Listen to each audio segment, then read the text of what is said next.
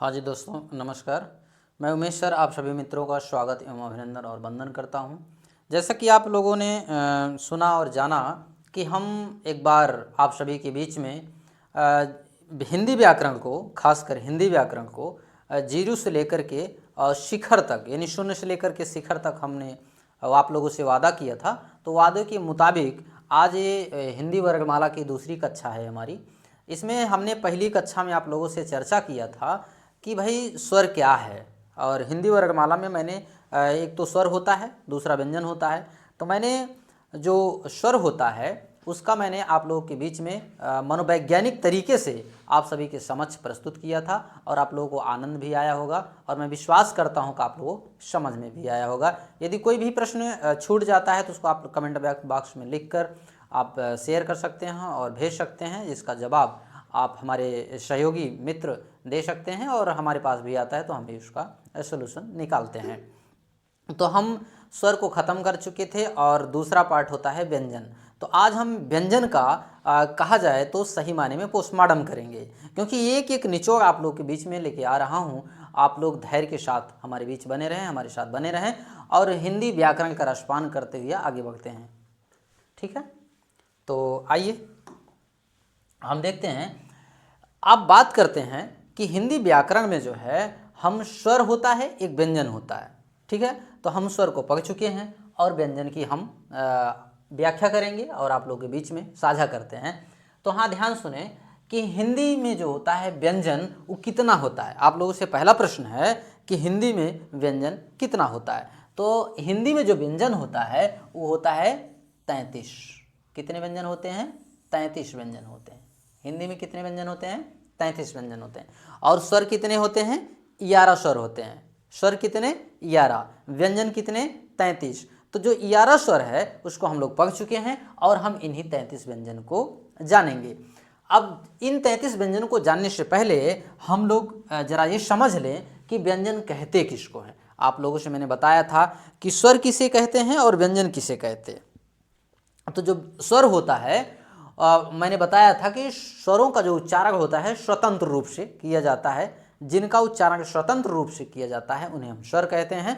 और व्यंजन किसे कहते हैं? तो व्यंजन हम उसे कहते हैं जो स्वरों की सहायता से बोले जाने वाले वर्ग को हम लोग व्यंजन कहते हैं। इसमें लिखा भी है, आप लोग नोट भी करते चलेंगे, और इसको जो है स्क्रीनशॉट ले भी सकते हैं और देखते भी रहेंगे। देखिए यहाँ पे लिखा हुआ है कि भाई व्यंजन किसे कहते हैं। तो यहाँ पे लिखा है कि जो वर्ग स्वरों की सहायता से बोले जाते हैं उन्हें व्यंजन कहते हैं।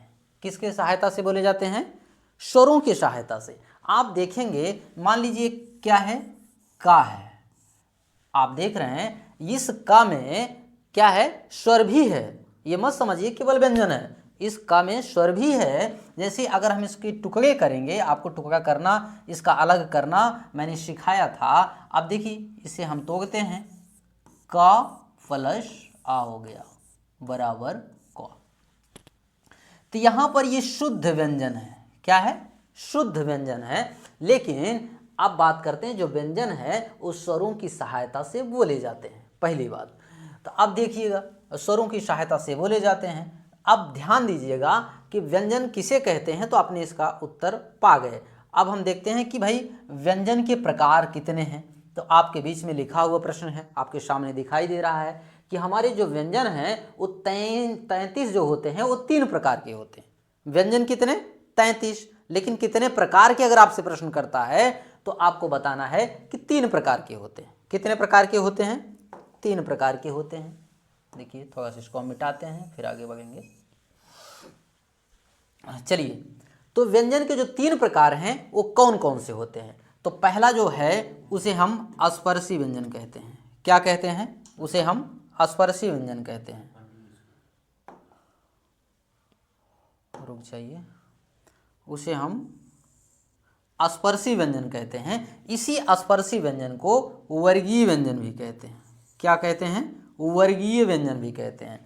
वर्गीय व्यंजन, अब आपसे बात किया जाए कि जो वर्गीय व्यंजन होता है वह कितना होता है, तो आप बताएंगे जो वर्गीय व्यंजन होता है वो होता है 25। कितने होते हैं? 25 होते हैं। आप जो वर्गीय व्यंजन को हम स्पर्शी व्यंजन भी कहते हैं, इन्हीं स्पर्शी व्यंजन को आप वर्गीय व्यंजन भी कह सकते हैं। तो ये 25 होते कौन कौन से हैं, तो आप बताइएगा कि का से मा तक के वर्गों को हम क्या कहते हैं, स्पर्शी व्यंजन कहते हैं। अब बात करते हैं स्पर्शी व्यंजन का भी, अब यहाँ पे आपको सिखा रहे हैं कितने होते हैं, बाकी इसकी व्याख्या हम लोग अगले नेक्स्ट पेज पे करेंगे कि किसे कहते हैं और क्या है और कैसे हुआ, इन सारी चीज़ों की हम चर्चा आप लोगों से करेंगे। आइए हम देखते हैं अंतस्थ व्यंजन। दूसरा प्रकार क्या है, अंतस्थ व्यंजन। आप लोगों से पूछ लिया जाए कि अंतस्थ व्यंजन होता कितना है, तो आप लोग बताएंगे अंतस्थ व्यंजन होता है 4। कितने होते हैं, 4 होते हैं। फिर आपसे पूछ लिया जाए कि भाई ऊष्म व्यंजन कितने होते हैं, तो आपको बताना है कि ऊष्म व्यंजन भी 4 होते हैं। ध्यान दें, स्पर्शी व्यंजन 25, ये प्रश्न पूछा जाता है हर प्रतियोगी परीक्षाओं में, कई परीक्षाओं में पूछा गया है। सीधा सीधा पूछ लिया जाता है कि व्यंजन कितने होते हैं, तो आपको 33 बताना है। आपसे पूछ लेगा कि स्पर्शी व्यंजन कितना होता है, तो 25 बताना है। अगर आपसे पूछ लेगा कि अंतस्थ व्यंजन कितने होते हैं, तो 4 बताना है। अगर आपसे पूछ लेगा कि भाई ऊष्म व्यंजन कितने होते हैं, तो आपको भी 4 बताना है। घबराना नहीं है, बस बने रहें हमारे साथ और हम मुलाकात करवाते रहेंगे आप लोग से। ऐसे आगे चलते हैं। चलिए, तो आपने अभी देखा कि स्पर्शी व्यंजन क्या है, स्पर्शी व्यंजन के विषय में थोड़ा सा जाना। लेकिन अब आपसे अगर पूछ लिया जाए कि भाई स्पर्शी व्यंजन किसे कहते हैं और स्पर्शी व्यंजन कौन कौन होते हैं, का से मा तक बताया गया, तो का से मा के बीच में कौन कौन से वर्ग आते हैं। देखिए, आइए, कह रहा है स्पर्शी व्यंजन जिन वर्गों को बोलते वक्त, कैसे, बोलते वक्त मुंह का कोई ना कोई भाग अवश्य छूकर बाहर निकले, तो उसे स्पर्शी व्यंजन कहते हैं। याद रखें, जैसे हम कोई भी वर्ग बोलते हैं और बोलते वक्त हमारे मुख का कोई ना कोई भाग छूकर अवश्य बाहर निकले, तो उसे हम स्पर्शी व्यंजन कहते हैं। जैसे हमारे मुख में कई भाग होते हैं, कंठ है, तालु है, दंत है, मूर्धा है, जिह्वा है, ओष्ठ है, तो इन पार्टों को छू करके यदि बाहर निकल रहा है, तो उसे हम स्पर्शी व्यंजन कहते हैं। आपको समझ में आया होगा। अब ध्यान दें, जो हमारे स्पर्शी व्यंजन होते हैं,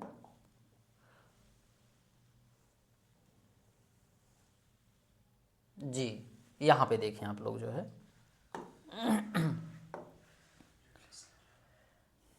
रिफ्रेश लेने दीजिए। हाँ, तो आइए, तो जो हमारे स्पर्शी व्यंजन होते हैं उन्हें हम वर्गीय व्यंजन क्यों कहते थे, क्योंकि वे 5 वर्गों में बटे थे। कितने वर्गों में, 5 वर्गों में बटे थे। कौन कौन से, का, चा, टा, ता, पा। कितने वर्गों में, 5 वर्गों में। अगर आपसे पूछ लेगा कि स्पर्शी व्यंजन कितने वर्गों में बटा है, तो आपको बताना है 5। क्योंकि स्पर्शी व्यंजन को वर्गीय व्यंजन इसलिए कहा गया क्योंकि ये 5 वर्गों में बटे होने के कारण इन्हें हम वर्गीय व्यंजन भी कहते हैं। आइए देखते हैं।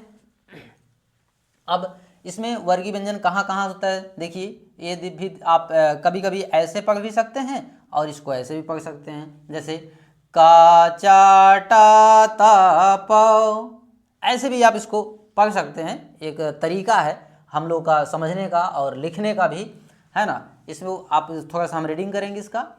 का, चा, टा, ता, प, खा, छा, ठा, था, फ, गा, जा, डा, दा, बा, घा, झा, ढा, धा, बा, अंगा, इया, गा, ना, मा, अंगा, इया, गा, ना, मा। तो ये हमारे जो वर्गीय व्यंजन हैं। अब देखिए, वर्गीय व्यंजन की कुछ क्वालिटी भी देखते चलिए हमारे साथ में, बीच में। अब देखिए, यहाँ से लेकर के यहाँ आप देखते चलिए, ये हमारे जो 4 वर्ग हैं, कितने वर्ग हैं, 4 वर्ग हैं भाई। ये स्पेशल वर्ग हैं, ठीक है। इन्हें हम कहते हैं, क्या कहते हैं, इन्हें हम संघर्ष या संघर्षी इन्हें हम संघर्षी ना, इन्हें हम संघर्षी स्पर्श स्पर्श स्पर्श व्यंजन व्यंजन, इन्हें हम संघर्षी स्पर्श व्यंजन भी कह सकते हैं। पहली बात। अब दूसरी बात इसमें हम सीखते हैं जरा।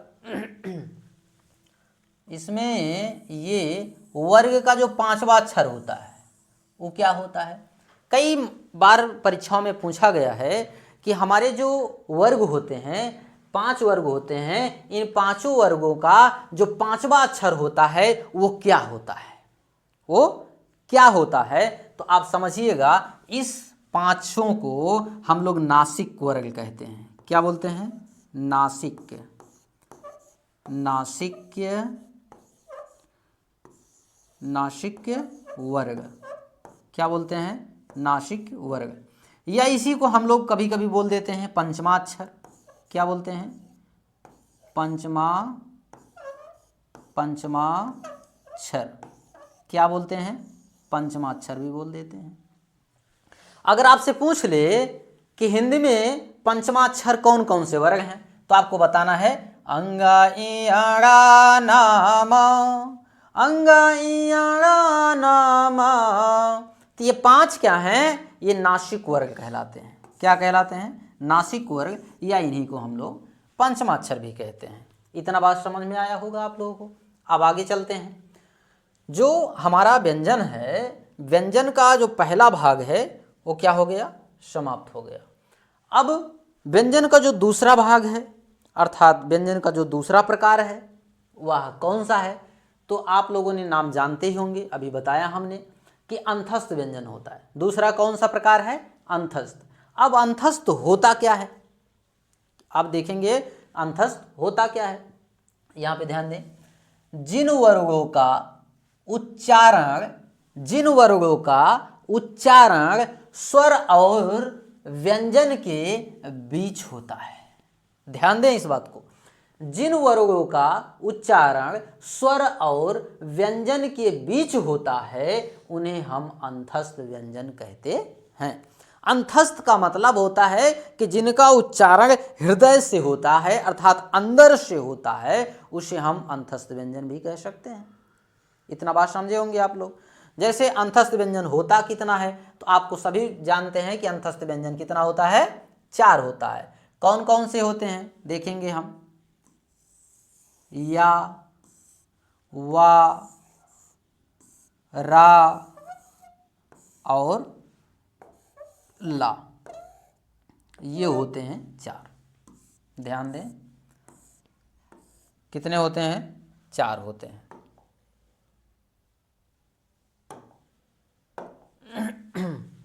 ध्यान दें, या, वा, रा, ला, ये 4 क्या होते हैं? अंतस्थ व्यंजन होते हैं। अब क्या कहा गया है? या और वा को, या और वा को क्या कहा जाता है? अर्ध, क्या? अर्ध स्वर। क्या बोला जाता है? अर्ध स्वर बोला जाता है।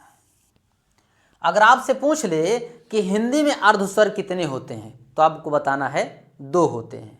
क्या होते हैं? 2 होते हैं। और कौन कौन से होते हैं? तो आपको बताना है या और वा हिंदी में 2 अर्ध स्वर हैं। अब इन्हें और क्या कहा जाता है? इन्हें कहा जाता है संघर्ष, संघर्षहीन, संघर्षहीन वर्ग। कौन से वर्ग? तो आपको बताना है संघर्षहीन वर्ग। आपसे पूछ लेगा कि अर्धस्वर कितने? 2। संघर्षहीन वर्ग कितने? 2। आपको घबराना नहीं है, नाम कुछ भी पूछे आपको यही बताना है, या और वा को बताना है। क्या बताना है? या और वा को बताना है। अब ध्यान दें, अब इनके अलग अलग नाम हैं। अब रा का क्या नाम है? रा को हम लोग लुंठित भी कहते हैं। क्या? लुंठिता। ये जो हमारा रा है इसे लुंठित वर्ग क्या बोलते हैं? लुंठित वर्ग। याद रखें, इसे लुंठित वर्ग कहते हैं, या इसी को हम लोग प्रकंपित वर्ग भी कह सकते हैं। क्या कह सकते हैं?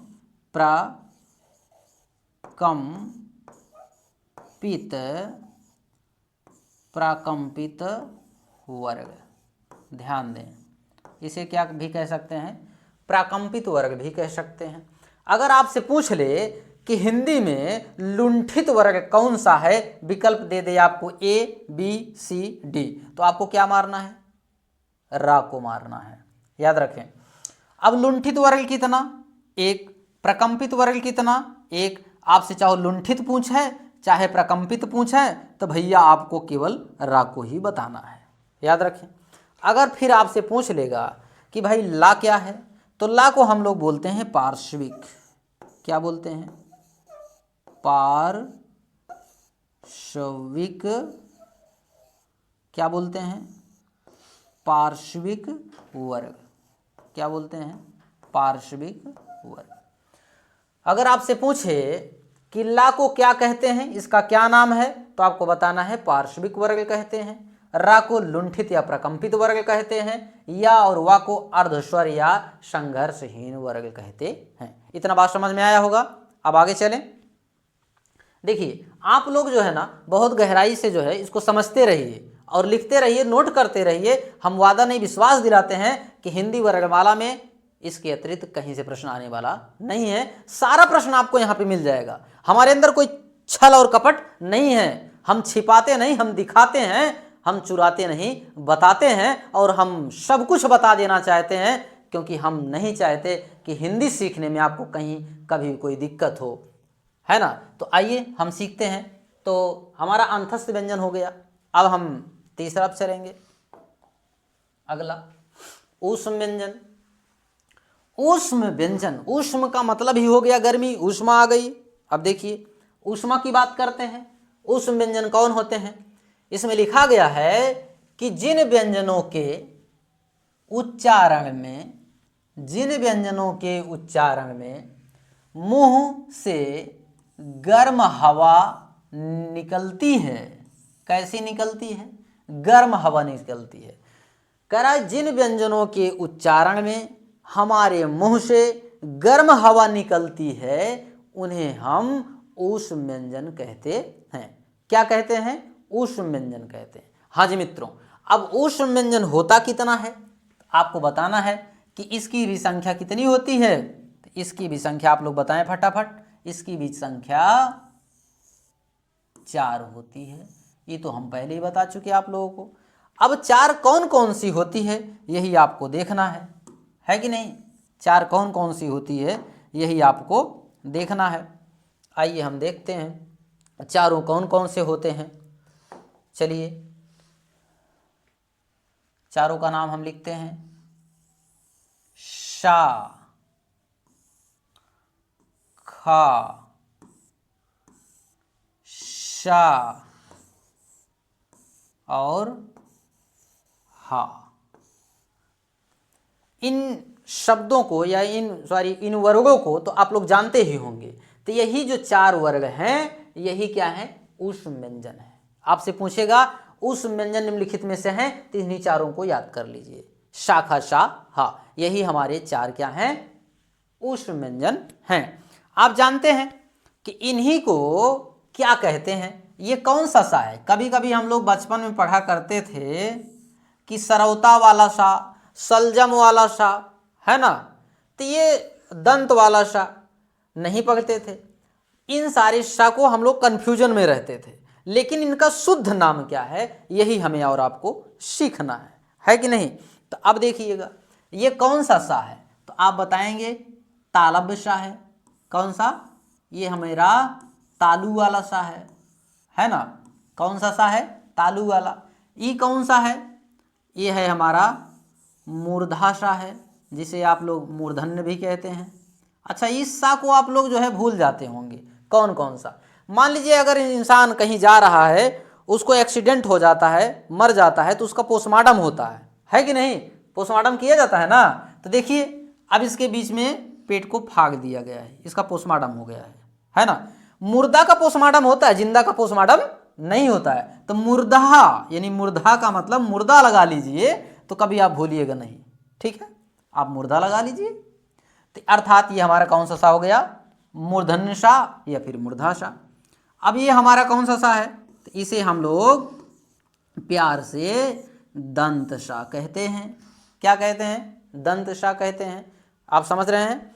अब ध्यान दें, हम लोग इधर आइए थोड़ा सा, हम लोग इन तीनों सा को हम लोग प्यार से कुछ कहते हैं। जरा गौर से सुनिए, बड़ी मजे की बात आपको बताने हम चल रहे हैं। इन सा का कुछ नाम है। अगर आपसे पूछ ले कि हिंदी में संघर्षी व्यंजन कितने हैं, तो आपको बताना है 3। कितना बताना है, 3 संघर्षी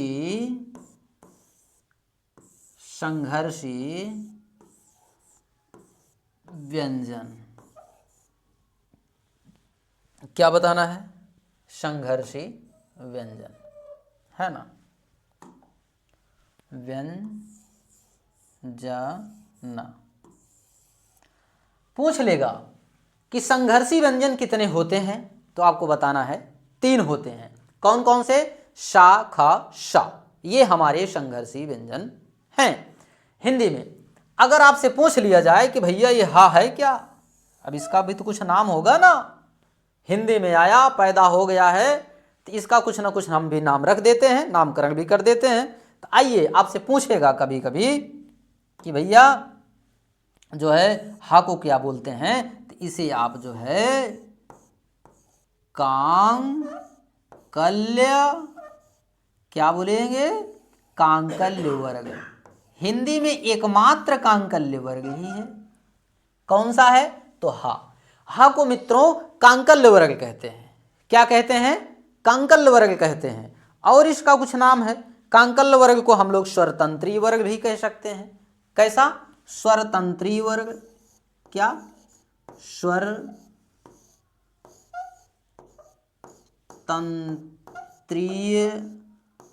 वर्ग। कैसा वर्ग, स्वरतंत्रीय वर्ग। हाँ जी मित्रों, स्वरतंत्री वर्ग पूछे तब भी आपको हा ही मारना है। कांकल्य वर्ग यदि पूछे तब भी आपको हा ही मारना है। आपको बहुत गहराई के साथ पढ़ा रहे हैं, बड़ी मनोवैज्ञानिकता और तार्किकता के साथ आप लोग समझें कि इस हा को क्या कहते हैं। इसे कांकल्य वर्ग भी कहते हैं, क्योंकि कंठ से निकलने के कारण इसे कांकल्य वर्ग कहा जाता है, और उस स्वर तंत्रियों में नाद के कारण इसे हम स्वरतंत्री वर्ग भी कह सकते हैं।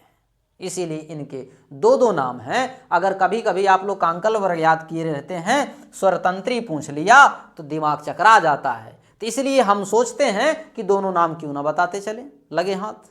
आप इसको नोट कर लें, क्योंकि ये चीज़ हर जगह मिलती नहीं है। तो आइए हम समझते हैं। इसे जो है अलिजिह्वा मूली वर्ग भी कहते हैं। क्या कहते हैं, अलिजिह्वा मूली वर्ग भी कहते हैं। आप नोट कर सकते हैं। आगे चलते हैं। तो यहीं पे हम लोग का व्यंजन हो जाता है समाप्त। क्या हो जाता है, समाप्त हो जाता है। व्यंजन के जो 3 मुख्य प्रकार हैं वो यहीं पर समाप्त हो जाता है।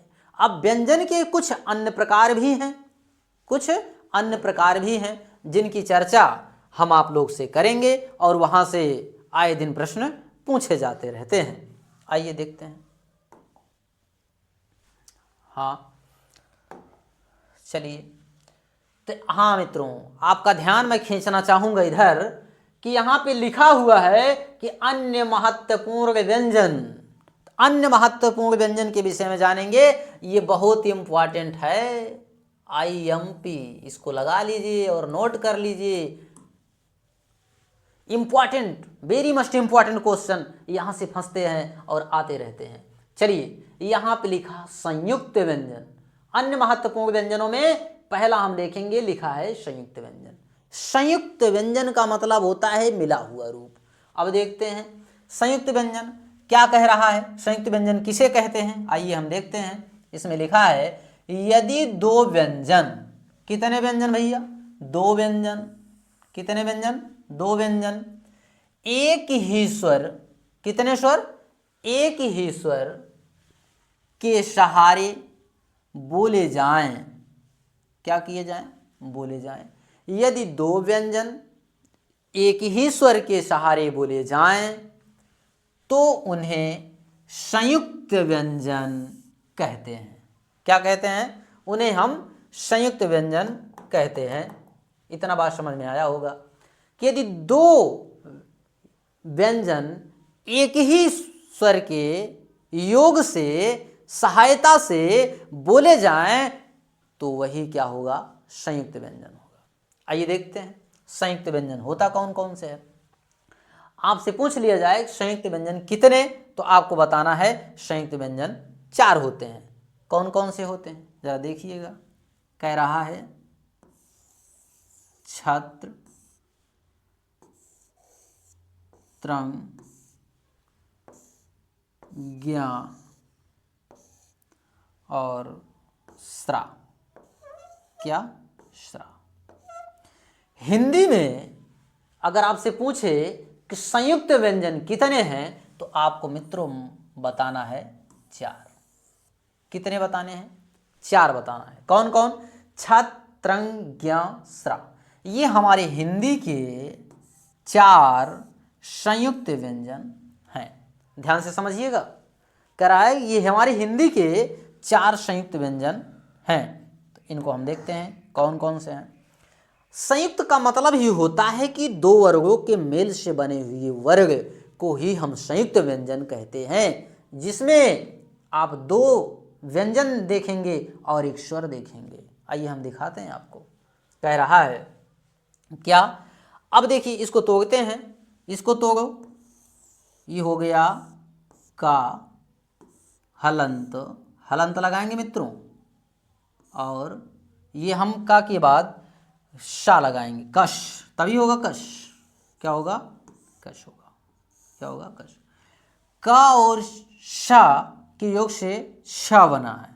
अब त्रा किसके योग से बना है? त्रा जो है हमारा ता प्लस रा, ता प्लस रा बराबर त्रा। फिर ज्ञा किसके योग से बना है? तो ज्ञा जो है हमारा ज्या प्लस इया, इसे हम बोलेंगे ज्ञा। शुद्ध रूप से इसे क्या बोलेंगे? इसे शुद्ध रूप से अगर बोला जाए सही उच्चारण रूप में तो ये होता है ज्या। क्या होता है? ज्या।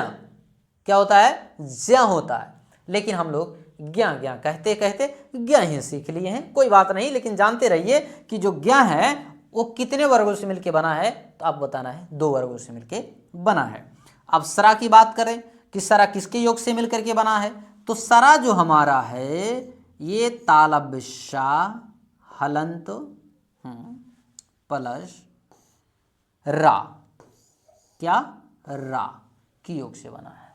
हाँ जी मित्रों, आपसे पूछेगा का प्लस श से छ बना है, ता प्लस रा के योग से त्रा बना है, जा प्लस इया के योग से ज्ञा बना है, श प्लस रा के योग से सरा बना हुआ है। तो हमारे हिंदी में संयुक्त व्यंजन कितने होते हैं, तो आपको बताना है संयुक्त व्यंजन होते हैं 4। अब देखिए इसमें कह रहा है कि अब इसमें आप देख रहे होंगे क्या इसको तोड़ा जा सकता है? जी हाँ, बिल्कुल तोड़ा जा सकता है, क्योंकि इसमें यदि हम हलंत लगा देंगे तो हो जाएगा आ, बाहर आ जाएगा। क्या आ जाएगा? आ, बाहर आ जाएगा। अब देखो यहां पे कह रहा है यदि 2 व्यंजन, कितने व्यंजन? 2 व्यंजन एक ही स्वर के सहारे बोले जाएं, एक ही स्वर के सहारे बोले जाएं तो उन्हें हम संयुक्त व्यंजन कहते हैं। कह रहा 2 व्यंजन। अब देखिए एक व्यंजन तो आपका ये हो गया, कौन सा हो गया? एक व्यंजन आपका ये हो गया, और एक व्यंजन ये हो गया, तो हो गया 2 व्यंजन।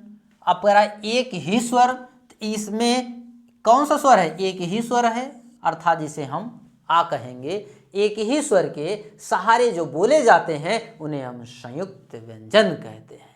क्या कहते हैं? उन्हें हम संयुक्त व्यंजन कहते हैं।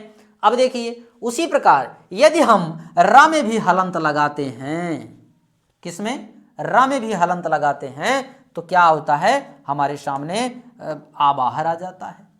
देखिए हलंत मैंने लगाया और आ गया बाहर। ठीक है, अब इसमें भी हलंत हम लगाए और इसमें भी आ गया बाहर, बाहर करते हैं, और इसमें भी हमने हलंत लगाए और ये भी आ गया आ बाहर। याद रखें मित्रों, अब ये होता है संयुक्त, ये होता है संयुक्त व्यंजन। इसको ऐसे तोड़ा जा सकता है। अब देखिए ना, दो व्यंजन एक ही स्वर के सहारे यदि बोले जाएं तो उन्हें हम संयुक्त व्यंजन कहते हैं। क्या कहते हैं? उन्हें हम संयुक्त व्यंजन कहते हैं। समझ में आया जी? बिल्कुल सही है। आइए, तो संयुक्त व्यंजन हम विश्वास करते हैं कि आप लोगों को बढ़िया समझ में आया होगा। आइए आगे चलते हैं। चलो भैया, हाँ ध्यान दें, अन्य महत्वपूर्ण व्यंजनों में सबसे महत्वपूर्ण व्यंजन यह भी है, ये भी कई परीक्षाओं में पूछा गया, तमाम प्रतियोगी परीक्षाओं में ये सारे प्रश्न पूछे जाते हैं, इसलिए मैं एक भी पॉइंट छोड़ने वाला नहीं हूं। हर एकदम गर्दा गर्दा उड़ा दूंगा, आप लोग के दिमाग और खोपड़ी में बैठा दूंगा। बस बने रहिए हमारे साथ, एक भी प्रश्न नहीं जाने देंगे। हम विश्वास दिलाते हैं आपको, बस आप नोट करते रहें, लिखते रहें, हमारे साथ चलते रहें। कहते हैं ना, मानव जब जोर लगाता पत्थर भी पानी बन जाता है। तो एक बार जोर लगा के हमारे साथ जुटिए। यदि अच्छा लगे मित्रों तो लाइक और शेयर करना ना भूलें और सब्सक्राइब जरूर करें। अच्छा लगे तो, हम ये जबरदस्ती नहीं कह रहे हैं। आगे चलते हैं, देखते हैं लिखा हुआ है आपकी बोर्ड में कि भाई द्विगुणी व्यंजन, या इसी को उपक्षिप्त व्यंजन भी कहते हैं, इसी को नया वर्ग कहते हैं अर्थात नए वर्ग कहते हैं, और इसी को तागन जाति वर्ग कहते हैं। क्या कहते हैं? तागन जाति वर्ग भी कहते हैं। अब देखिए, कहीं कहीं देखते हैं सब लोग केवल द्विगुणी व्यंजन बता देते हैं। बताइए, द्विगुणी व्यंजन के जगह आपसे पूछ लेगा उत्क्षिप्त व्यंजन किसे कहते हैं, नए वर्ग कौन है हिंदी में, तागन जाति कौन है हिंदी में, चक्रिया जाते हैं। इसलिए एक भी नहीं छोड़ना है, सारे नाम याद कर लो। लगा दो वाग पानी में जवानी, उसे कहते हैं। आइए हमारे बीच में यहां पे कह रहा है कि भाई द्विगुणी व्यंजन कौन? द्विगुणी का मतलब ही होता है दो व्यंजन। क्या होता है? दो। तो द्विगुणी व्यंजन हिंदी में कितने? तो आपको बताना है दो। कौन कौन? ड और ढ, ड और ढ। अब कह रहे हैं, अब इसकी विशेषता कुछ जान लीजिए, इसकी क्वालिटी क्या है। याद रखें, अगर ये है ये, ठीक है, अगर बिंदी यहां लगा दिए तो अंगा हो गया। क्या हो गया? अंगा हो गया। अगर यहां लगा दिए तो द्विगुणी वाला हो गया। अगर नहीं लगाए तो क्या हो गया? टा ठा डा ढा वाला हो गया, अर्थात ये स्पर्शी व्यंजन वाला हो गया। याद रखें, बिंदी का बहुत महत्व है। जिस प्रकार स्त्रियों में बिंदी और सिंदूर का महत्व है, उसी प्रकार हिंदी में यदि बिंदी लगाना भूल गए तो मित्रों जान लीजिए कि अनर्थ होने वाला है। इसलिए हिंदी में बिंदी का बहुत बड़ा डिमांड है, इसलिए बिंदी लगाना नहीं भूलेंगे आप लोग। ठीक है, चलिए आइए हमारे बीच। हाँ, तो देखें, कराए इसका प्रयोग सदैव, इसका प्रयोग सदैव शब्द के बीच, किसके बीच किया जाता है? शब्द के बीच। किसका प्रयोग? ये जो दो शब्द हैं, दो वर्ग हैं, ये जो दो वर्ग हैं, इनका प्रयोग सदैव शब्द के बीच व अंत में होता है। कहां कहां? या तो बीच में होगा या तो अंत में होगा। इन वर्गों से कोई शब्द प्रारंभ नहीं होता है, इसकी सबसे बड़ी विशेषता है। आप लोग खोज के बताइए कि सर इस वर्ग से हमने देखा है कि शब्द का प्रारंभ हुआ है। आप लोग अगर मिलता है तो हमारे कमेंट बॉक्स में जरूर लिखेंगे, अगर नहीं मिलता है तो भी बताएंगे सर नहीं मिला। आइए हम देखते हैं। अब जैसे हम लिखें इस शब्द से मिलाकर इस वर्ग से जग, क्या लिख दिए? जग लिख दिए। क्या लिख दिए? जग लिख दिए। और क्या लिख दिए? ढा से पग हो गया। क्या हो गया? पग हो गया। अब देखेंगे ये दोनों शब्द कहाँ है, दोनों वर्ग कहाँ आए हैं? शब्द के अंत में। ये दोनों वर्ग कहाँ हैं? शब्द के अंत में। शब्द के अंत में ये दोनों वर्ग आए हैं। समझ में आया? कह रहा ये तो बीच में होगा। कहाँ होगा? बीच में होगा। यदि बीच में होगा, अगर बीच में नहीं हुआ तो अंत में होगा। तो यहाँ पे आपको अंत में दिखाई दे रहा होगा, है ना। चलिए अब कह रहा है इन शब्दों से शब्द प्रारंभ नहीं होता। याद रखें, इन शब्दों से, इन वर्गों से, सॉरी यहाँ पे शब्द नहीं वर्ग कर लीजिएगा, है ना, यहाँ पे वर्ग कर लीजिए। क्या कर लीजिएगा, इन वर्गों से, इन वर्गों से शब्द प्रारंभ नहीं होता। याद रखें, इन वर्गों से शब्द प्रारंभ नहीं होता। किन वर्गों से? द्विगुणी वर्गों से। अब कह रहा है ये हमेशा स्वर रहित होता है। क्या होता है? स्वर रहित होता है, अर्थात स्वर नहीं होता है। अब ध्यान दें और आगे कह रहा है इन्हें कभी अर्ध रूप में नहीं लिखा जा सकता। ये जो हैं आपको अर्ध रूप में कभी दिखाई नहीं देंगे कि ये वर्ग हमारे कहीं अर्ध रूप में लिखे जाएं। याद रखें। और चलते हैं आगे, इसमें लिखा है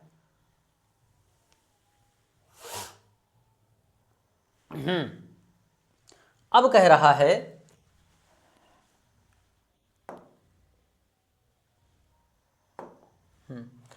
आपसे प्रश्न है कि द्विगुणी व्यंजन हिंदी में कहां से आया है। आपसे प्रश्न है, ये प्रश्न पूछा गया है किसी प्रतियोगी परीक्षा में कि भाई द्विगुणी व्यंजन हिंदी में कहां से आया है। तो आपको बताना है कि द्विगुणी व्यंजन हिंदी में, इसका उत्तर है क्या है? द्विगुणी व्यंजन हिंदी में फारसी से आया है। किससे आया है? किससे आया है? फारसी से आया है। फारसी से आया है। किससे आया है? फारसी से आया है कि नहीं? अब देखें, चले, हाँ देखें, ये मूल रूप में कहां पहले था, ये मूल रूप में कहां पाया गया? पहले ये तुर्की में आया। कौन आया? ये वर्ग। कौन सा? ये जो वर्ग है, ये वाला और ये वाला, जिसे आप द्विगुणी कहते हैं। क्या कहते हैं? द्विगुणी कहते हैं। ये पहले तुर्की में आया, तुर्की से विकृत होकर के अरबी में आया, और अरबी से फारसी में आया, और फारसी से हिंदी में आया। अगर आपसे पूछेगा कि द्विगुणी व्यंजन हिंदी में कहां से आया, तो आपको बताना है फारसी से आया। कहां से आया? फारसी से आया, है कि नहीं? चलिए आगे देखते हैं। तो फारसी से आया। चलिए इतना हो गया।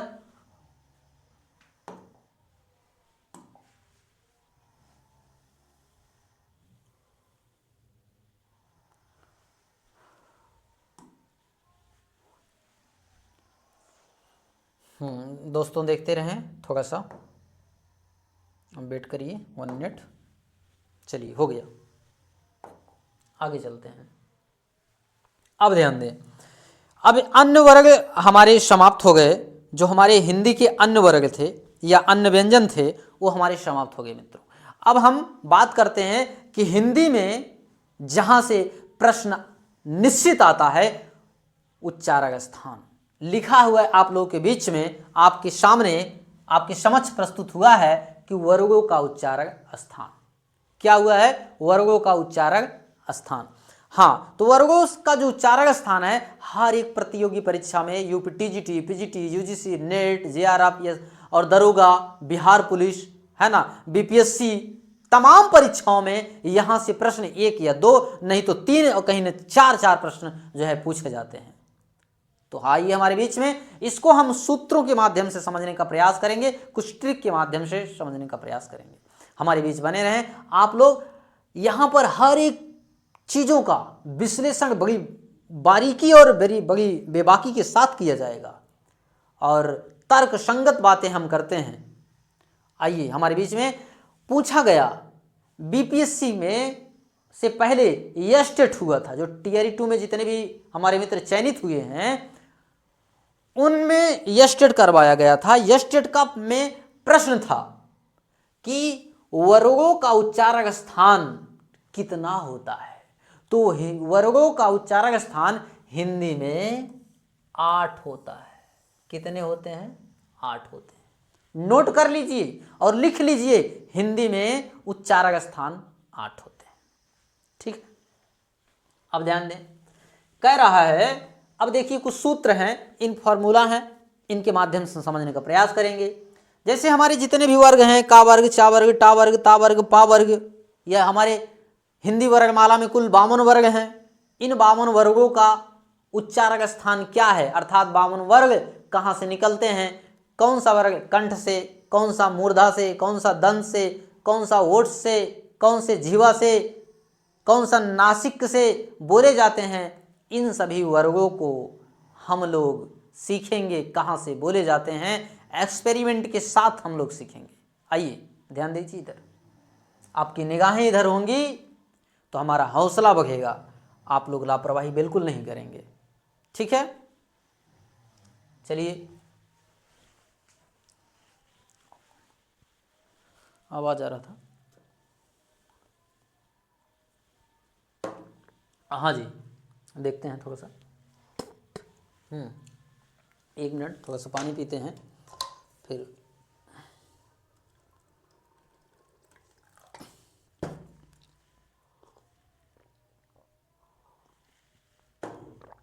हाँ, आ जाइए।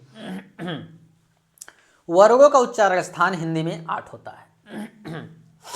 अब देखिए, ये हमारे जो हैं इनको एक बार रीडिंग करिए। लिखा है, आकुह विसर्जनीया नाम कंठा, इचु यशानाम तालु, ऋतु रसाणाम मूर्धा, रिलितु लसानाम दंतः, उपपद्मानीयनाम ओष्ठौ, इयमा अंगानाम नासिका च, एदैतो कंठतालु, एदैतो कंठ तालु। फिर लिखा है, ओदैतो कंठोष्ठम, वकारस्य दंतोष्ठम, जिह्वामूली जिह्वामूलम, नासिका अनुस्वारस्य। तो ये तने हमारे सूत्र हैं और इन सूत्रों से अभी हम वर्ग निकाल कर आप लोगों को दिखाएंगे। ठीक है, आइए हमारे बीच। जी हाँ, आ जाइए।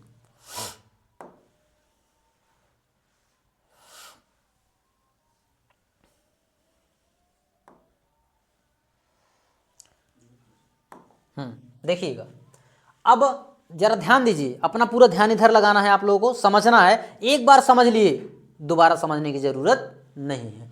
अब ये कह रहा है आ का मतलब जहां पर छोटा आ रहेगा वहां पर बड़ा आ भी रहेगा, इतना ध्यान दें। ठीक, कु का मतलब हो गया का वर्ग। कौन सा वर्ग? का वर्ग। क्या हो गया? का वर्ग हो गया। कौन सा वर्ग? का वर्ग। अच्छा, का वर्ग में कौन कौन आता है? तो का वर्ग में का, खा, गा, घा, अंगा। का, खा, गा, घा, अंगा का भी उच्चारक स्थान। और कह रहा है विसर्जनीय नाम, अर्थात विसर्ग का। किसका? विसर्ग का। किसका? विसर्ग का। विसर्जनीय नाम कंठा, अर्थात इसका भी उच्चारक स्थान क्या है? कंठ है। क्या है? कंठ है। क्या है? कंठ है। इतना बात समझ में आया? कह रहा आ का मतलब आ, कु का मतलब जो है हो गया का वर्ग, हा का मतलब हो गया हा। क्या हो गया? हा भी आ जाएगा मित्रों, यहीं कहीं बैठा दीजिए हा को भी।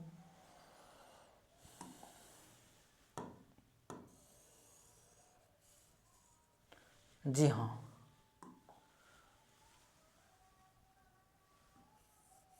हा।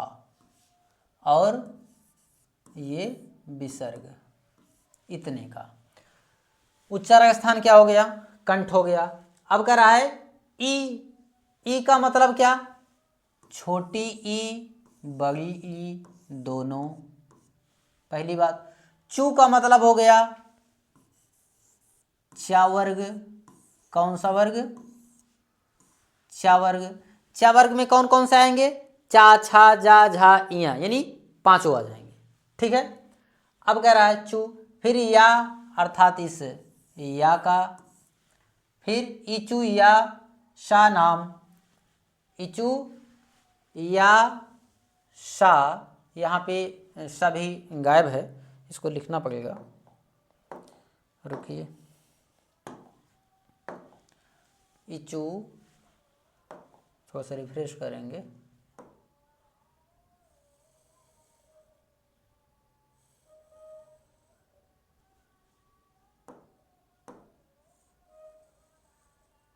जी आइए। इचू यशा, यशा नाम, इचू यशा नाम तालु। क्या? तालु। देखें, अब देखें, ई का मतलब हो गया छोटी ई बड़ी ई दोनों। चू का मतलब हो गया चा वर्ग। या का मतलब हो गया या। शा का मतलब हो गया ये वाला शा, ये वाला शा। इसका उच्चारण स्थान क्या हो गया आपका? तालु हो गया। क्या हो गया? तालु हो गया। इतना बात समझ में आया?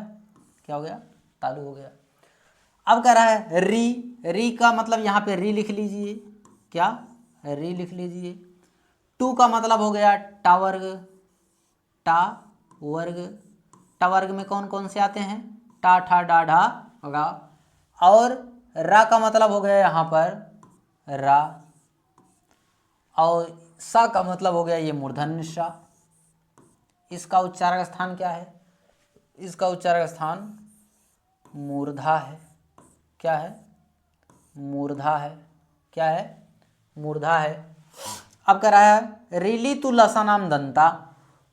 रिली का मतलब हो गया रिली। ये रिली जो है आपका संस्कृत में प्रयोग किया जाता है, हिंदी में इसका कोई प्रयोग नहीं है। अब तू का मतलब हो गया ता वर्ग। क्या हो गया? ता वर्ग हो गया। तावा का मतलब ता था दादा ना हो गया। और इस ला का मतलब ला यहाँ लिख लीजिए ला। शा का मतलब हो गया शा। कौन सा शा? दंत शा। इसका उच्चारण स्थान क्या है? दंत है। क्या है? दंत है। क्या है? दंत है। अब कह रहा है उपपद्मानी नाम ओष्ठव। ऊ का मतलब हो गया छोटा ऊ और बड़ा ऊ दोनों। पू का मतलब हो गया आपका पा वर्ग। क्या हो गया? पा वर्ग। पा वर्ग का मतलब आप लोगों को बता ही दिए हैं। पा वर्ग में क्या क्या आएगा? पा आएगा, फा आएगा, बा आएगा, पा, फा, बा, भा, मा, ये सब आते हैं, है कि नहीं? वर्ग का मतलब होता है कि उस वर्ग में जितने भी हमारे 5 वर्ग होते हैं वो सभी की बात कर रहा है। ठीक है। इसका उच्चारण स्थान क्या हो गया? इसका उच्चारण स्थान ओष्ठ हो गया। क्या हो गया? ओष्ठ हो गया। अब कह रहा है इया मा अंगा रा ना मा, अर्थात वर्ग का जो 5वां अक्षर होता है वो नासिक को होता है। कौन कौन सा? इया, मा, अंगा, रा और ना।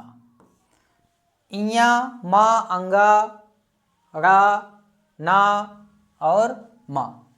इया मा। इसका उच्चारण स्थान क्या होता है? इसका होता है नासिक्य। क्या होता है?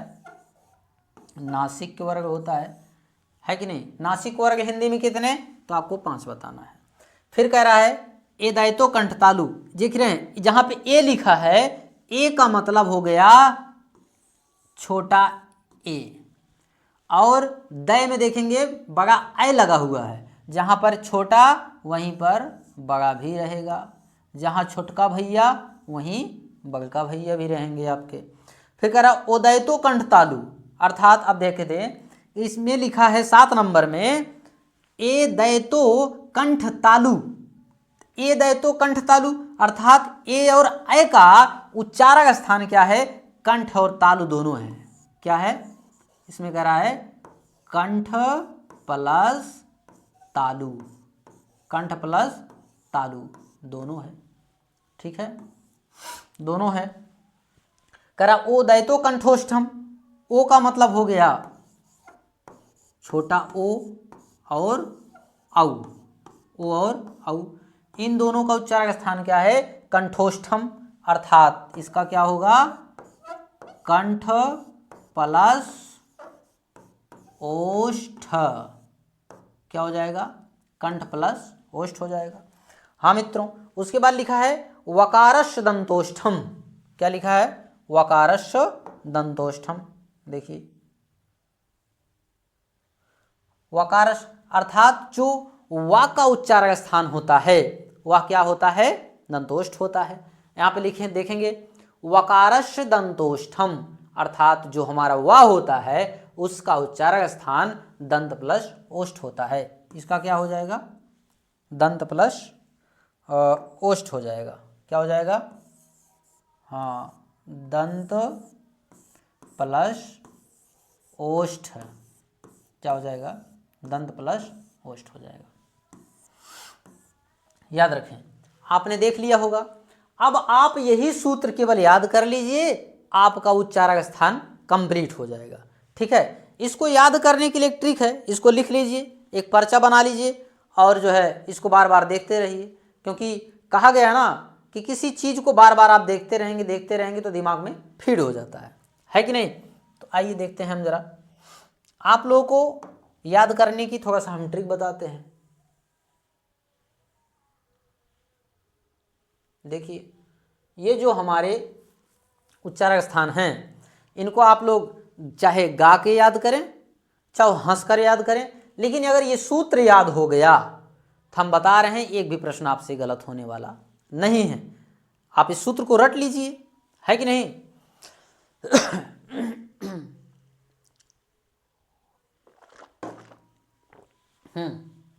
हमारे साथ साथ आप लोग गाते रहेंगे और पढ़ते रहेंगे। हाँ देखिए, हाँ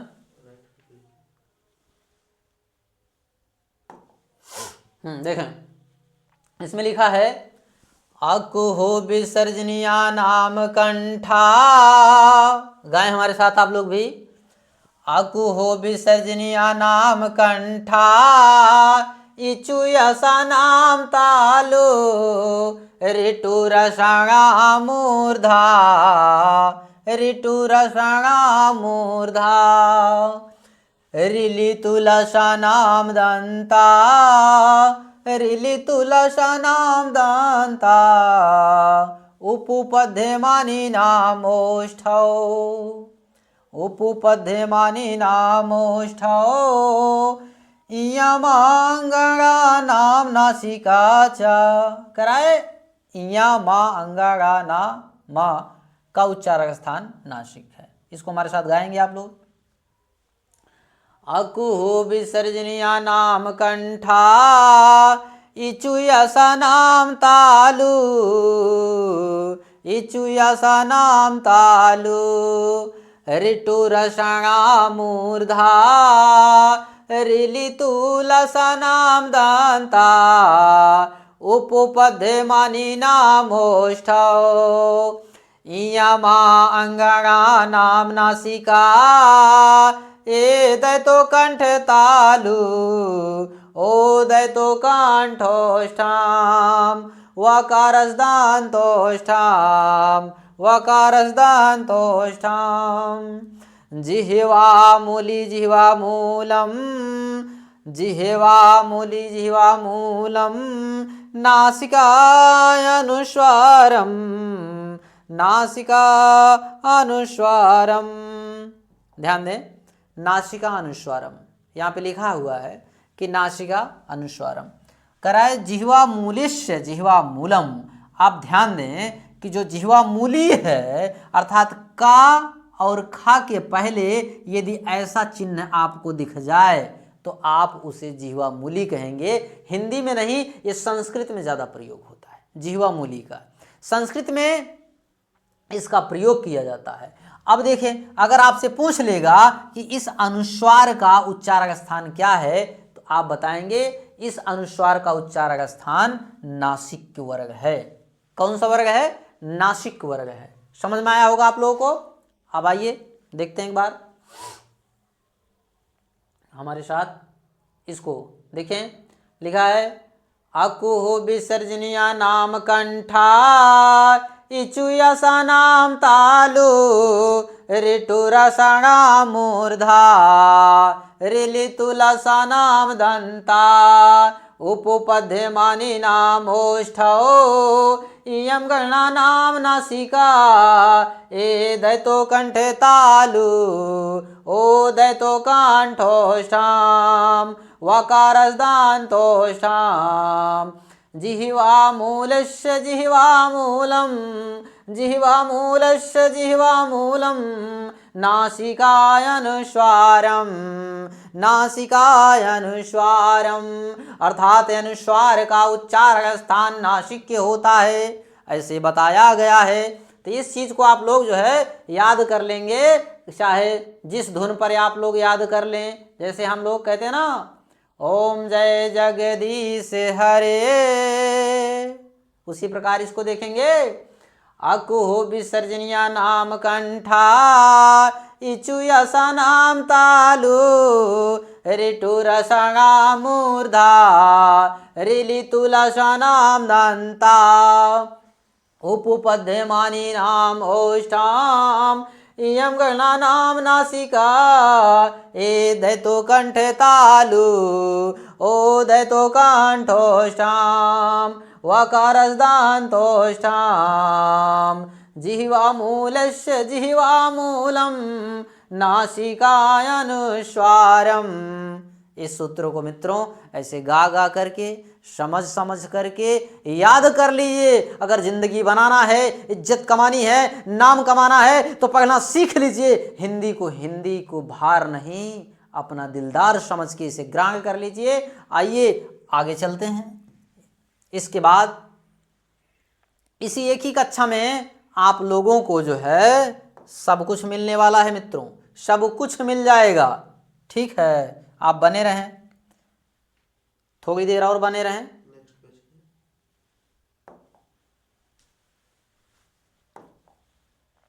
चलिए, आ गया भैया, बढ़िया चीज आ गया है कि नहीं।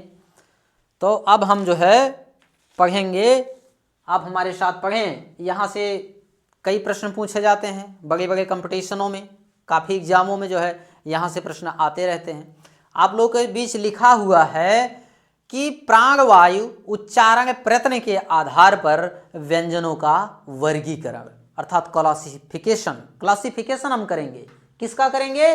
वायु प्राण, अर्थात प्राणवायु, अर्थात जो हमारी हृदय से जब हम कुछ चीज़ बोलते हैं तो हमारी हृदय से अंदर से कुछ ना कुछ निकलता है। जो भी वायु निकलता है किस माध्यम से निकलता है मित्रों, हम इसी चीज़ को देखेंगे। चलिए समझते हैं। कह रहा है प्राणवायु या उच्चारण प्रयत्न के आधार पर व्यंजनों का वर्गीकरण। तो अब व्यंजनों का जो वर्गीकरण होता है वो दो प्रकार से है। ठीक है, अगर आपसे पूछेगा प्राणवायु के आधार पर व्यंजनों का कितना वर्गीकरण किया जा सकता है? दो। एक को हम बोलेंगे अल्प प्राण, दूसरे को बोलेंगे हम महाप्राण बोलेंगे। क्या बोलेंगे? महाप्राण बोलेंगे। दूसरे को भैया महाप्राण और पहले को अल्प प्राण बोलेंगे। अब ध्यान दें, कह रहा है अल्प प्राण, इसको तोड़िए, पहले तोड़ लीजिए, तोड़ लिए होंगे आप लोग। अल्प प्लस प्राण क्या हो गया?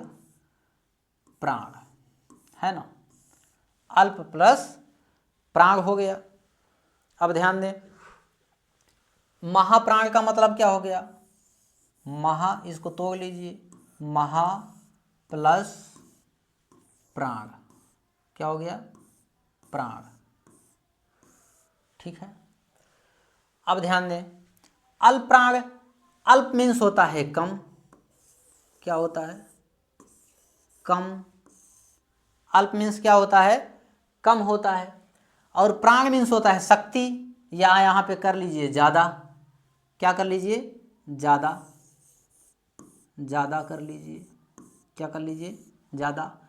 प्राण मीन्स शक्ति भी होता है या और ज़्यादा भी होता है, प्राण ज़्यादा या फिर आप लोग उसको शक्ति भी कर सकते हैं, शक्ति।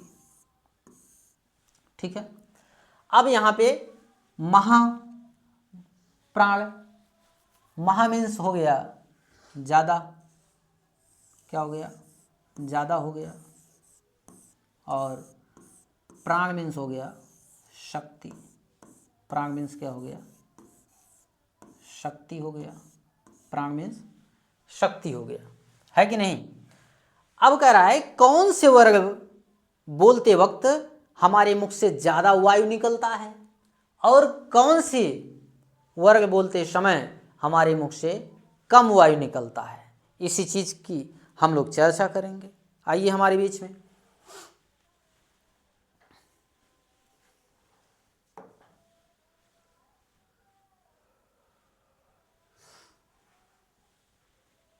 चलिए हम देखते हैं 5 वर्ग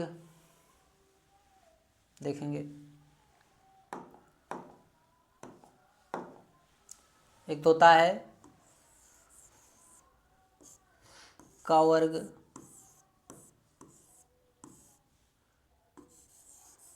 चा वर्ग, का चा टा ता पा, क्या पा। तो ये हमारे 5 वर्ग होते हैं। कितने वर्ग होते हैं, 5 वर्ग होते हैं। कितने वर्ग होते हैं, 5 वर्ग, 5 वर्ग होते हैं। तो 5 वर्ग जो हमारे होते हैं उनमें कौन कौन से अल्पप्राण होते हैं और कौन कौन से महाप्राण होते हैं। तो ध्यान दीजिए, फार्मूला है कि यहाँ पे जो है किसी भी वर्ग का अल्पप्राण कौन कौन से होते हैं, किसी भी वर्ग का, देखें नियम है, किसी भी वर्ग का पहला, तीसरा, पांचवा अल्पप्राण होता है और महाप्राण क्या होते हैं, दूसरा और चौथा वर्ग। किसी भी वर्ग के दूसरा और चौथा वर्ग महाप्राण होता है। क्या होता है, महाप्राण होता है। अब देखिए एक वर्ग में कितने अक्षर होते हैं, 5 होते हैं। कितने होते हैं, 5 होते हैं। अब देखिए 5 होते हैं, अब हम पांचों को बांटेंगे कैसे, देखिए जरा। कह रहा है 5 होते हैं तो कौन कौन से, किसी भी वर्ग का पहला और तीसरा, कौन सा, इसको 3 बना दीजिए। पहला, तीसरा और पांचवा क्या होते हैं, अल्पप्राण।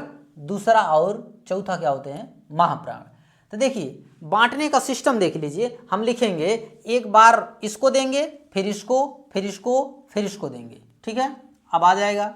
अब देखिए यहाँ पर कह रहा है का अल्पप्राण, खा महाप्राण, फिर गा अल्पप्राण, फिर घा महाप्राण, फिर अंगा, अंगा।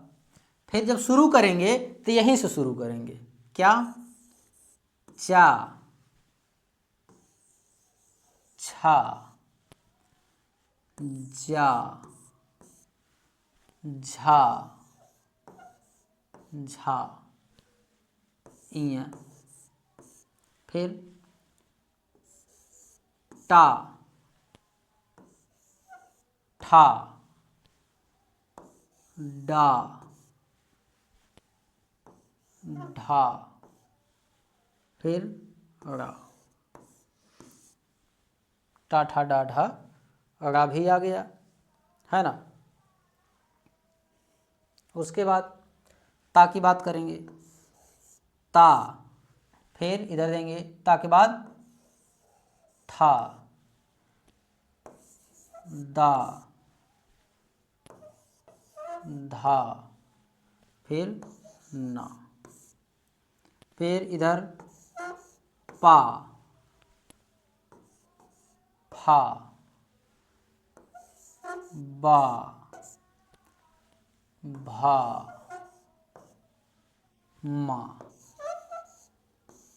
ध्यान दें, अब देख लीजिए, अल्पप्राण हो गया और ये महाप्राण हो गया। किसी भी वर्ग के पहला, तीसरा, पांचवा अल्प प्राण होते हैं, दूसरा और चौथा महाप्राण होते हैं। देखिए, आप देखिए यहां पे लिखा है का चा टा ता प ग जा डा द ब अंगाई आड़ा नाम। ये आपका हो गया अल्प प्राण। और महाप्राण कौन से होते हैं? खा छा ठा था प घा झा ढा धा भ। ये वर्ग के दूसरे अक्षर हैं, तो जो दूसरे होते हैं वो क्या होते हैं? महाप्राण होते हैं। इतना याद रखें।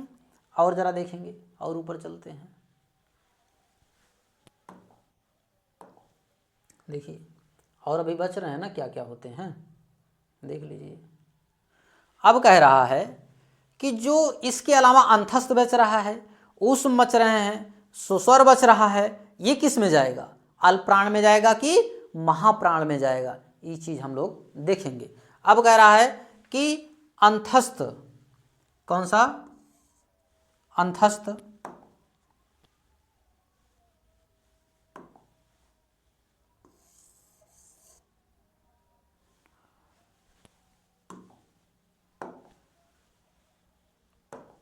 देखेंगे, अंतस्थ, जो हमारे अंतस्थ व्यंजन हैं, कौन कौन अंतस्थ हैं? या, रा, ला, वा। या, रा, ला, वा भी क्या है? हमारे अल्प प्राण हैं। और क्या है इसके साथ साथ? सभी स्वर। कौन? सभी, सभी स्वर, सभी स्वर। सभी स्वर क्या हैं? ये भी अल्प प्राण है। ये जो है आपका टीजीटी 2021 का प्रश्न है। यूपी टीजीटी 2021 का प्रश्न है कि सभी स्वर होते हैं, तो उसमें पूछा था अल्पप्राण, महाप्राण, वर्ग की वर्गमाला। तो आपको बताना है कि क्या होते हैं? सभी स्वर अल्पप्राण होते हैं। ये प्रश्न आया हुआ था। ये तो हो गया अल्पप्राण में। और महाप्राण में क्या क्या आता है ये भी जान लीजिए। हमारे जो ऊष्म व्यंजन होते हैं, कौन से? ऊष्म, ऊष्म व्यंजन। कौन से व्यंजन? ऊष्म व्यंजन। ऊष्म व्यंजन क्या होते हैं? तो ऊष्म व्यंजन जो हमारे हैं, ये हमारे आते हैं महाप्राण में। ऊष्म व्यंजन में कौन कौन आते हैं? शा, ख, शा और हा। आपसे पूछेगा शा, खा, शा, हा कौन से प्राण हैं, तो आपको महाप्राण बताना है। क्या बताना है? महाप्राण बताना है। क्या बताना है? महाप्राण आपको बता देना है। चलिए, अब देख लीजिए एक बार इसको बढ़िया से। देखिए, अल्पप्राण में क्या आ गया? इसको सूत्र याद कर लीजिए ना। 135 बराबर अल्पप्राण, 24 बराबर महाप्राण। समझ में आया? अब पहला, तीसरा, पांचवा अल्पप्राण, दूसरा, चौथा महाप्राण, ये हो गया। उसके साथ ही साथ जो है आपका, इधर देखें, स्क्रीनशॉट ले लें। अंतस्थ पूछ लेगा, अंतस्थ व्यंजन कौन से प्राण हैं? तो अल्पप्राण हैं। सभी स्वर क्या होते हैं? अल्पप्राण होते हैं। टीजीटी 2021 का प्रश्न था कि सभी स्वर होते हैं। यूपी टीजीटी का प्रश्न था कि सभी स्वर होते हैं, तो आपको बताना है अल्पप्राण होते हैं। और उस व्यंजन महाप्राण होते हैं। वर्ग का दूसरा, चौथा क्या होते हैं? महाप्राण होते हैं। ठीक है, आइए, ये तो हो गया स्वरतंत्रियों के आधार पे अल्पप्राण और महाप्राण। और एक पार्ट बचता है।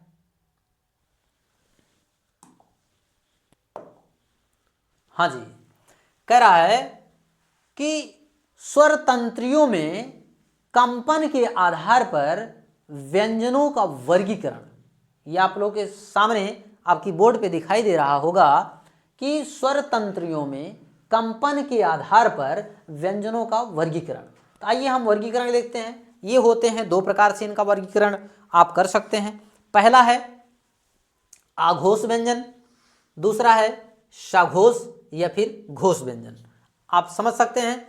अब अघोष क्या होता है और सघोष क्या होता है, इसको देखेंगे। लिखा है अघोष व्यंजन, आ इसको तो लीजिए, आ प्लस घोष। आ माने नहीं, घोष मीन्स होता है कंपन, अर्थात जिनके उच्चारण में अर्थात हमारे स्वरतंत्रियों में, जिसका उच्चारण जब हम करें तो हमारे स्वरतंत्रियों में यदि कंपन होता है तो क्या हो जाएगा? सघोष। यदि कंपन नहीं होता है तो हो जाएगा अघोष। क्या हो जाएगा? अघोष हो जाएगा। अब यहां पे कह रहा है अर्थात नहीं कंपन, जिनका उच्चारण करते समय हमारी स्वरतंत्रियों में कंपन नहीं होता है, उन्हें हम अघोष व्यंजन कहते हैं। क्या कहते हैं? अघोष व्यंजन कहते हैं। अब सघोष की बात कर लें, स प्लस घोष की बात कर लें तो स मीन्स होता साथ साथ, घोष मीन्स होता है कंपन, अर्थात स्वरतंत्रियों में कंपन होना, अर्थात जिसका उच्चारण जब हम करें हमारे स्वरतंत्रियों में कंपन हो जाए, वाइब्रेशन हो जाए, तो उसे हम सघोष कहते हैं। और सघोष को ही घोष भी कहते हैं। क्या कहते हैं? सघोष को घोष भी कहते हैं। याद रखें, भूलना नहीं है, ठीक है। अब ये सबसे सरल होता है। अब आपने पता है घोष और सघोष क्या होता है, आप जानते हैं। वर्गीय व्यंजन आप लोगों ने पढ़ लिया है। तो वर्गीय व्यंजन में कितने वर्ग होते हैं? 5 वर्ग होते हैं। तो पांचों वर्ग में का वर्ग, का, चा, टा, ता, पा, ये जो 5 वर्ग होते हैं, इन पांचों वर्गों के कौन कौन से अक्षर अघोष होते हैं, कौन कौन से सघोष होते हैं, यही हम सीखेंगे। इससे पहले हमने सीखा कौन कौन से अल्पप्राग होते हैं, कौन कौन से महाप्राग होते हैं। तो आप लोगों ने बेहतर सीखा और बेहतर अंदाज में सीखा होगा। तो आइए हम देखते हैं कि कौन कौन से व्यंजन अघोष होते हैं और कौन कौन से सघोष होते हैं। तो याद रखें, आपका सबसे अच्छा और सबसे सरल नियम है कि 12 सकार अघोष, बाकी सब सघोष होते हैं। आइए हम देखते हैं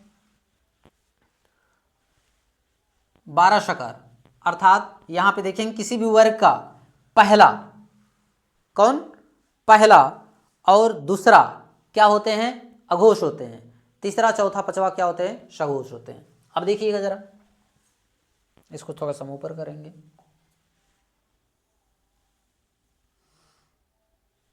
जी हाँ,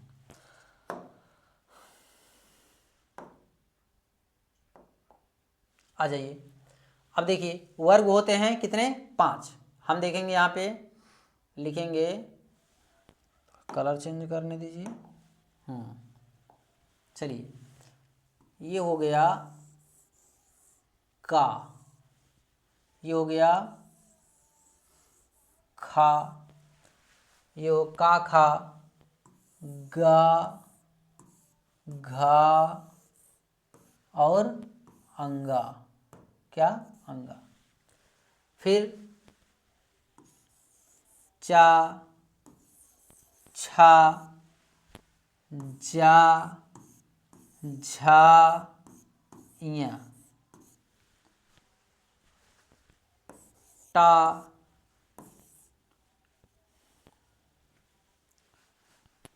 कहाँ गया? लो, टा, ठा, डा, क्या हो जाता है? सघोष हो जाता है। टा, ठा, डा, ढा, रा, टा, ठा, डा, ढा, रा। का, चा, टा, ता, ता, था, दा, धा, ना। अब क्या होगा? पा, फा, बा, भा, मा। ये हो गया, ये वर्ग हो गए। और सकार, सकार में कौन कौन से आते हैं? सकार, देखिए जरा, सकार, सकार कितने होते हैं? तो आपको बताना है, सकार 3 होते हैं। कौन कौन से? शा ये वाला, और ये मूर्धन्य शा, और ये दंत शा। कौन से शा? दंत शा, है ना। तो दंत शा, ये सब तीनों जो शा हैं इन्हें हम सकार भी कहते हैं, और इन तीनों शा को हम लोग क्या बोलते हैं? क्या बोलते हैं? अघोष बोलते हैं। क्या बोलते हैं? अघोष बोलते हैं। और जो हा है, क्या? हा, हा का क्या नाम बताए थे? कांकल्य वर्ग। जो कांकल्य वर्ग होता है वो क्या होता है? सघोष होता है। क्या होता है? सघोष होता है। अब ध्यान दें, किसी भी वर्ग का पहला अक्षर दूसरा अक्षर क्या होगा? अघोष होगा। क्या होगा? अघोष होगा, है कि नहीं? जी हाँ, आ जाइए जरा, इधर आओ बाबू। चलिए, कह रहा है अघोष। अघोष का मतलब ही हो गया कि पहला और दूसरा, आगे का पहला वर्ग और दूसरा वर्ग अघोष हो गया, तीसरा चौथा पांचवा इस सघोष हो गया। इसको आप ऐसे याद कर सकते हैं, अघोष बराबर 12। क्या हो गया? 12। कितना? 12। 12 का मतलब समझते हैं? 12 का मतलब 1 और 2 है। 1 का मतलब वर्ग का पहला अक्षर, और 2 का मतलब हो गया दूसरा। अब देखिए इधर, अब अगर सघोष, सघोष क्या होता है? सघोष होता है कितना? 3, 4, 5, यानी 345 कह सकते हैं ना। तीसरा चौथा पांचवा, इसे आप 345 बराबर सघोष और 12 बराबर अघोष होता है। अर्थात कह सकते हैं कि वर्ग का पहला दूसरा और सकार, सकार का मतलब वही जो आपको दिखा रहे हैं, इधर देखिए। सकार का मतलब यही जो है, सकार, तीनों सा, तालब सा, मूर्धन्य सा और दंत सा, यही जो 3 सा हैं ये हमारे क्या हो गए? अघोष हो गए। बाकी सब सघोष हो गए। ठीक है, आइए हम और आगे बढ़ते हैं। थोड़ा देर इंतजार और करिए।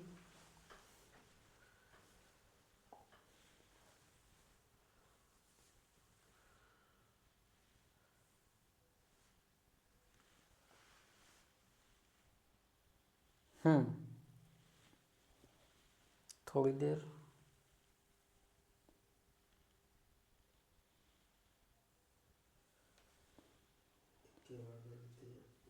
एक ही में था वो, हो जाएगा। हमारे बीच बने रहें, बस 1 मिनट के लिए थोड़ा सा इशू हो जाता है कभी कभी, सिस्टम है।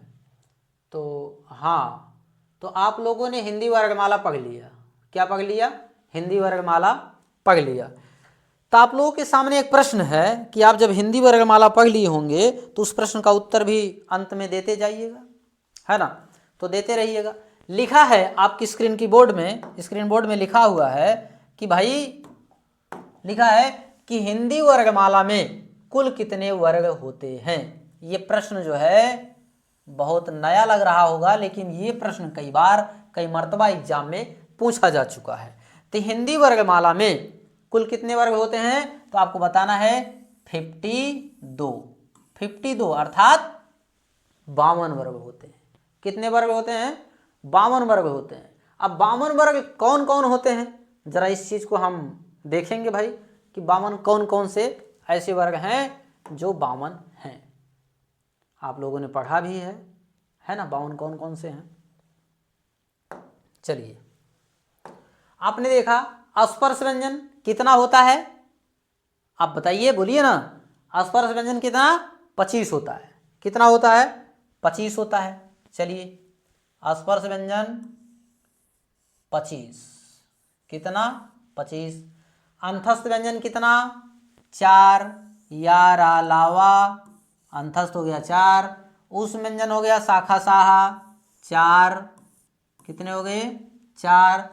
द्विगुणी व्यंजन कितने? ये भी होते हैं 2। और संयुक्त व्यंजन कितने? तो आपको बताना है 4। फिर आपसे पूछ लेगा कि स्वर कितने? हिंदी वर्गमाला में कुल कितने स्वर? 11।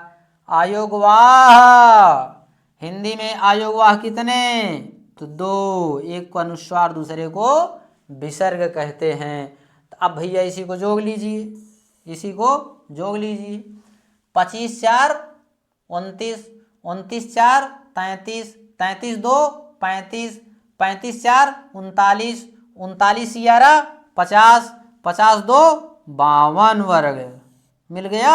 अगर आप लोगों से कोई कहे कि हिंदी वर्गमाला में 46 होते हैं, 42 होते हैं, 43 होते हैं, तो उनको आंख खोल के दिखा देना कि देखिए हमारे गुरुजी ने पढ़ाया है, और प्रमाण के साथ उन्हें दे देना कि देखिए ये 52 वर्ग होते हैं। एक नई बात आप लोगों को बताते हैं, 2 मिनट बने रहिए हमारे बीच में।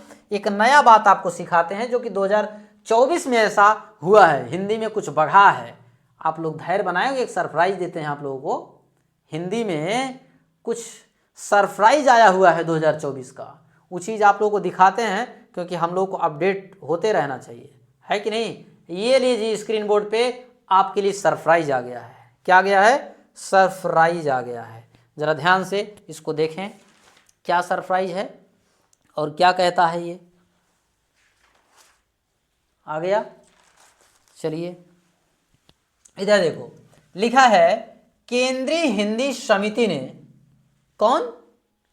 केंद्रीय हिंदी समिति ने हिंदी वर्गमाला में, कौन से वर्गमाला? हिंदी वर्गमाला में, कौन से? हिंदी वर्गमाला में संशोधन करते हुए, संशोधन यानी परिवर्तन, परिवर्तन करते हुए, ये देख लो भैया, इनको देख लो, गुलाटी खाए हैं। बताइए आप लोगों ने देखा इसको कभी?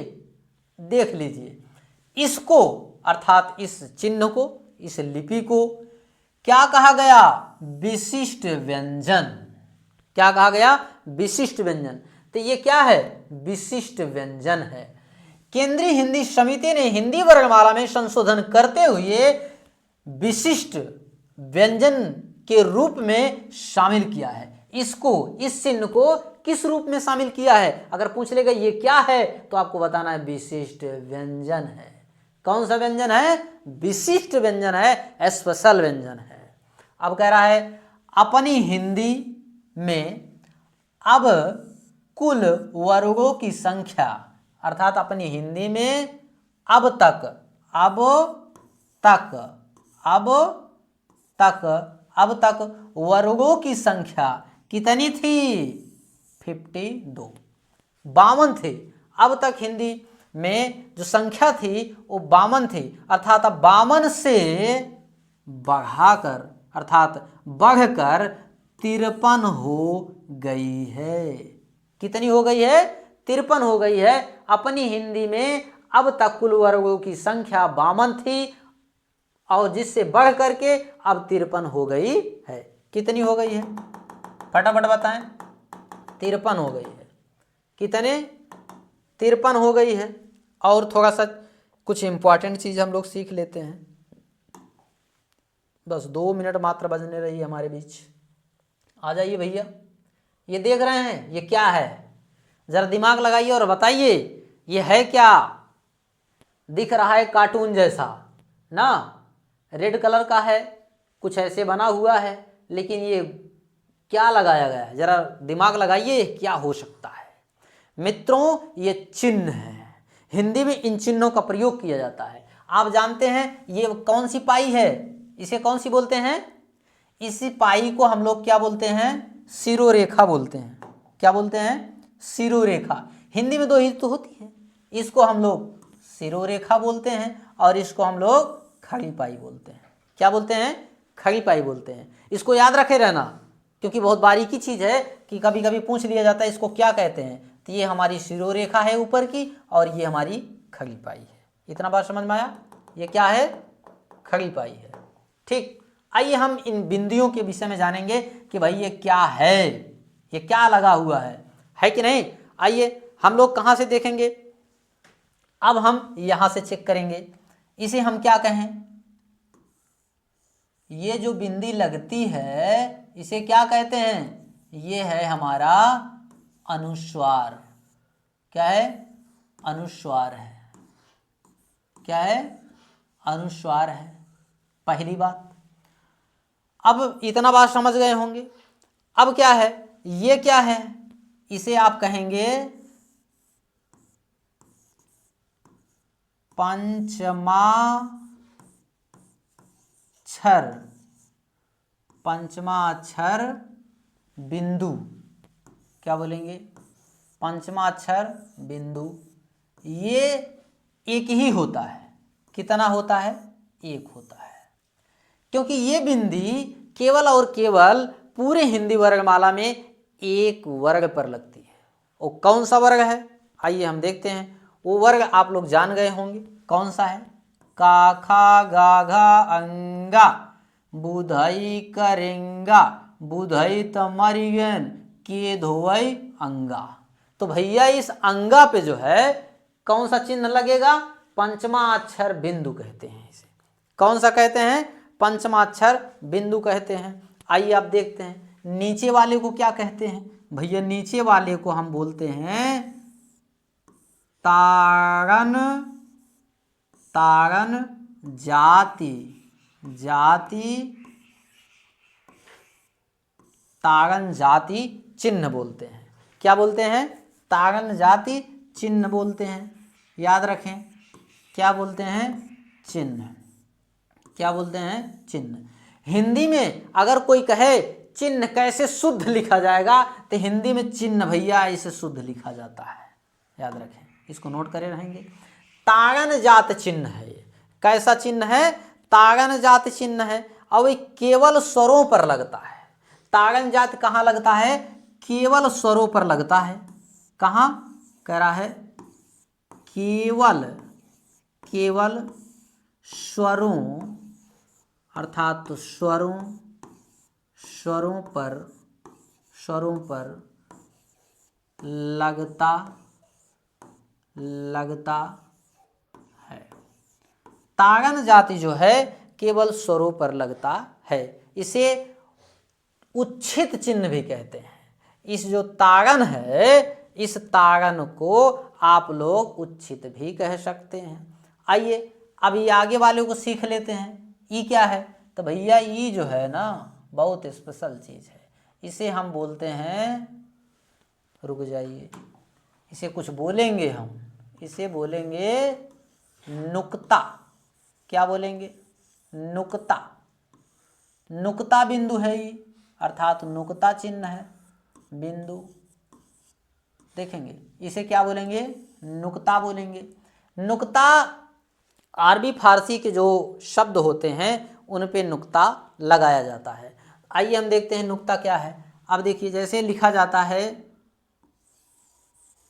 का, क्या लिखा जाता है, का, फिर लिखेंगे खा, क्या लिखेंगे, खा, फिर लिखेंगे गा, का खा गा, और फिर लिखेंगे जा, क्या लिखेंगे, जा, और लिखेंगे फा, क्या लिखेंगे, फा। अब देखिए, अब जो हम फा के यहाँ ऐसे लगाते हैं और जा के नीचे हम ऐसे लगाते हैं, और गा के नीचे यदि हम ऐसे लगाते हैं, खा के नीचे ऐसे लगाते हैं, का के नीचे ऐसे लगाते हैं, तो भैया इसी को बोलते हैं नुक्ता बिंदु। क्या बोलते हैं, नुक्ता बिंदु। हिंदी में जो नुक्ता बिंदु वाले वर्ग हैं वह हैं 5। कितने, 5। नुक्ता इन्हीं वर्गों पे लगता है, नुक्ता इन्हीं वर्गों पे लगता है। तो इस चिन्ह के विषय में आप लोग जान गए होंगे विधिवत, है कि नहीं, जान गए बंधु। तो इसको आप लोग जान गए होंगे, ताड़न चिन्ह यही होता है। इतना समझ गए होंगे, हमें विश्वास है, वादा है कि आप लोग अच्छे से सीख गए होंगे, है कि नहीं। इसको आप लोग नोट्स बनाते रहिएगा, पढ़ते रहिएगा। जब भी समस्या होती है तो आप हमको कमेंट बॉक्स में लिखते रहिएगा। हाँ मित्रों, आज के लिए बस इतना ही। तब तक के लिए नमस्कार, जय हिंद, जय राधे, राधे राधे। सभी को जो है बहुत बहुत आभार कि आप लोग हमारे बीच बड़े तन्मयता और ईमानदारी के साथ जुड़े रहें, और इसके लिए आपका मैं शुक्रिया अदा करता हूं। अब ध्यान दें, मैं फिर आप सभी के बीच लेकर आ रहा हूं वर्गमाला के बाद जिन बच्चों ने या जिन भाइयों ने, जिन मित्रों ने वर्गमाला सीख लिया है, अब उनके बीच में लेकर आ रहा हूं एक नया चैप्टर जिसे कहते हैं संधि। क्या कहते हैं?